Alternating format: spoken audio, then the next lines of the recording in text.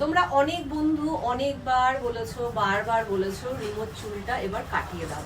তা দেখো আলটিমেট রিমো কিন্তু ডিসিশন নিয়েছে ছোট চুল করে ফেলবে।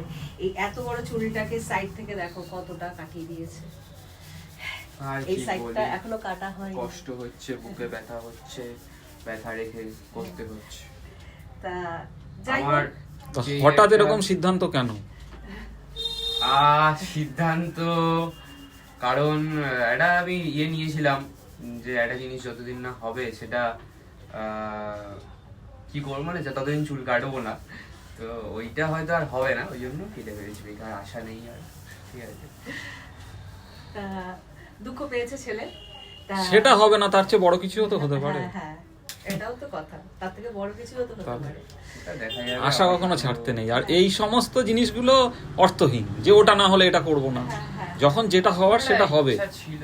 এটা এটা মানে কেউ আটকাতে পারবে না। যেটা হওয়ার তখন সেটা হবেই হবেই। আমার খুব কষ্ট হচ্ছে বিশ্বাস করো বন্ধুরা, কারণ যতই হোক ছেলের চুলটা নিজে হাতেই তো সবসময় কেটে দিই। তা মানে কি বলবো, নিজে হাতে আবার সেই ওর ইচ্ছে পূরণটা না হওয়ার পরেও ও যে সংকল্পটা করেছিল তার আগেই চুলটা কেটে দিতে হচ্ছে। এটা সত্যি মা হিসাবে আমার খারাপ লাগছে, কিন্তু আমি তোকে বলছি বাবা, তোর তার থেকেও ভালো কিছু হবে, দেখিস কি জিনিস।